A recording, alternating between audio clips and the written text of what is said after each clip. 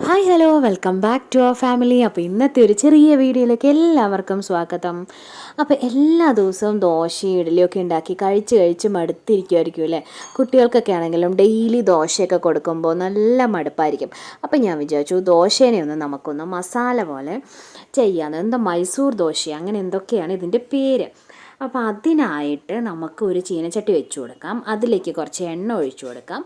എന്നിട്ട് നമ്മൾ സവാളയും അതുപോലെ ചുവന്ന മുളകും ഒക്കെ ഇട്ടിട്ടൊന്ന് വഴറ്റി കൊടുക്കാം.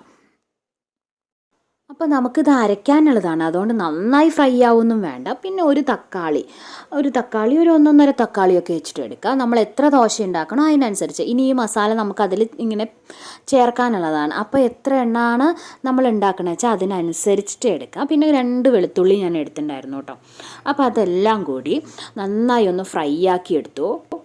അപ്പോൾ ഇത് ഫ്രൈ ആയതിന് ശേഷം ഒന്ന് തണുക്കാനായിട്ട് വെക്കുക. എന്നിട്ട് നമുക്കിതെല്ലാം കൂടി മിക്സിയുടെ ചെറിയ ജാറിലിട്ടിട്ട് കുറച്ച് ഉപ്പും ചേർത്തിട്ട് അങ്ങ് അരച്ച് പേസ്റ്റ് പോലെ ആക്കിയെടുക്കാം. പിന്നെ മല്ലിയില ഉണ്ടായിരുന്നു, അപ്പോൾ അത് കുറച്ച് ഞാൻ അരിഞ്ഞ് വെച്ചിട്ടുണ്ട്.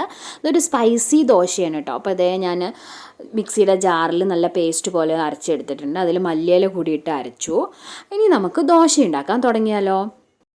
അപ്പോൾ നമ്മൾ ദോശമാവൊക്കെ അരച്ച് വെച്ച് കഴിഞ്ഞാൽ നമുക്ക് ഇന്നും നാളെയും അങ്ങനെ 2-3 ദിവസമൊക്കെ ദോശയായിരിക്കും. അപ്പോൾ ഒരു ദിവസം പ്ലെയിൻ ദോശ ഉണ്ടാക്കുക, അത് കഴിഞ്ഞ് മസാല ദോശ ഉണ്ടാക്കുക, അത് കഴിഞ്ഞ് ഈ സ്പൈസി ദോശ കൂടി ഉണ്ടാക്കി നോക്കാം. അപ്പോൾ ഞാൻ ചെയ്തിരിക്കുന്ന നല്ലൊരു ദോശ പരത്തി അതിന് ശേഷം നമ്മുടെ ഈ മസാല അതിൽ തേച്ച് കൊടുത്തിട്ടുണ്ട്. ഇനി ബട്ടർ എന്തെങ്കിലും ഉണ്ടെങ്കിൽ നമുക്ക് ചേർത്ത് കൊടുക്കുക, അതല്ല എങ്കിൽ നെയ്യ്. ഞാനിതിൽ നെയ്യാണ് ഇനി ചേർത്ത് കൊടുക്കാൻ പോകുന്നത്. അപ്പോൾ ഈ മസാല എല്ലാ സൈഡിലും നമ്മളിങ്ങനെ തേച്ച് കൊടുക്കുകയാണ് ചെയ്യുന്നത്. കുറച്ച് സ്പൈസിയാണ്. നമ്മൾ ചുവന്ന മുളക് കിട്ടില്ല, അല്ലെങ്കിൽ മുളക് പൊടിയോ അങ്ങനെ എന്തെങ്കിലും നമുക്ക് ചേർക്കാം. അപ്പോൾ കുറച്ച് ചെറിയ രീതിയിൽ സ്പൈസി അത്രയേ ഉള്ളൂ, നല്ലോണം എരിവൊന്നുമില്ല. നമ്മൾ കുട്ടികൾക്കൊക്കെ കൊടുക്കാനായിട്ട് അത്യാവശ്യം എരിവ് ഇട്ടിട്ടുള്ളൂ. അപ്പോൾ നമ്മൾ നെയ്യും കൂടി ഒഴിച്ചു കൊടുത്തു. അതിന് ശേഷം നമ്മുടെ മല്ലിയില ചെറിയ പീസസായി അരിഞ്ഞ് വെച്ചിട്ടുണ്ടായിരുന്നല്ലോ, അപ്പോൾ അതുകൂടി അങ്ങ് ചേർത്ത് കൊടുത്തു. ഇനിയിപ്പോൾ ഇത് മറിച്ചിടൊന്നും വേണ്ട, നമുക്ക് ജസ്റ്റ് ഒന്ന് മടക്കി കൊടുക്കാം, ഒന്ന് ഫോൾഡ് ചെയ്ത് കൊടുക്കുക. എന്നിട്ട് ജസ്റ്റ് 2 സൈഡും ഒന്ന് വേവിച്ചെടുക്കാം. അപ്പോൾ നമ്മുടെ സ്പൈസി ആയിട്ടുള്ള നല്ലൊരു ദോശ റെഡി ആയിട്ടുണ്ട്.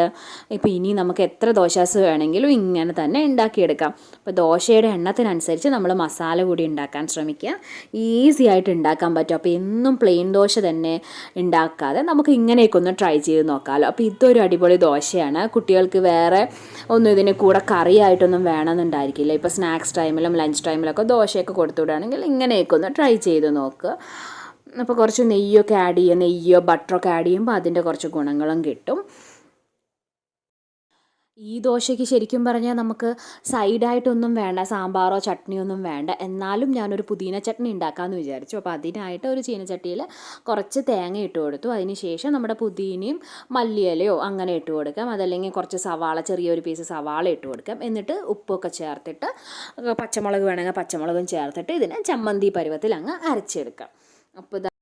അപ്പോൾ നമ്മുടെ ദോശയൊക്കെ റെഡി ആയിട്ടിരിക്കുകയാണല്ലോ. ഇനി നമുക്ക് ദോശയും പുതിന ചമ്മന്തിയും കൂടിയിട്ട് അങ്ങ് കഴിക്കാം. കാര ദോശ, സ്പൈസി ദോശ എന്നൊക്കെയാണ് ഇതിൻ്റെ പേര്. അപ്പോൾ എന്താണെങ്കിലും ഒന്ന് ട്രൈ ചെയ്ത് നോക്കണം കേട്ടോ, അടിപൊളി ടേസ്റ്റാണ്. പ്ലെയിൻ ദോശയൊക്കെ ഉണ്ടാക്കുന്നതിന് പകരം നമുക്ക് ഇങ്ങനെയൊക്കെ ചെയ്തു കൊടുത്താൽ കുറച്ചുകൂടി നല്ലതായിരിക്കും. അപ്പോൾ നമുക്ക് കറിയൊന്നും വേണമെന്ന് പോലും ഇല്ല, നമുക്കിത് വെറുതെ കഴിക്കാൻ പറ്റും. നല്ല സ്പൈസിയും നല്ല ക്രിസ്പി ആയിട്ടുള്ളൊരു ദോശയാണ്. അപ്പോൾ എല്ലാവരും ട്രൈ ചെയ്ത് നോക്കണം കേട്ടോ. അപ്പോൾ ഇന്നത്തെ വീഡിയോ ഇതാണ്. നല്ല ഒരു സ്പൈസി ദോശയാണ് ഉണ്ടാക്കി വെച്ചിരിക്കുന്നത്. അപ്പോൾ ബ്രേക്ക്ഫാസ്റ്റിനൊക്കെ അടിപൊളിയായിട്ട് നമുക്കതങ്ങ് കഴിക്കാം. അപ്പോൾ ഇന്നത്തെ വീഡിയോ എല്ലാവർക്കും ഇഷ്ടപ്പെട്ടു എന്ന് വിചാരിക്കുന്നു. എല്ലാവർക്കും ഉപകാരമുണ്ടെന്ന് വിചാരിക്കുന്നു. വീഡിയോ ഇഷ്ടപ്പെടുന്ന എല്ലാവർക്കും ഒരുപാട് താങ്ക്സ്. അപ്പോൾ ഇനിയും വീഡിയോ കണ്ട് ലൈക്ക് ചെയ്യണം, കമൻറ്റ് ചെയ്യണം, സബ്സ്ക്രൈബും ചെയ്യണം, സപ്പോർട്ട് ചെയ്യണം. എന്നാൽ നമുക്കിനി അടുത്ത വീഡിയോയിൽ കാണാം. അപ്പോൾ നമുക്കിനി അടുത്ത നല്ലൊരു വീഡിയോയിൽ കാണാം. Bye bye friends. Thank you. ഇതെല്ലാവരും ട്രൈ ചെയ്ത് നോക്കണേ.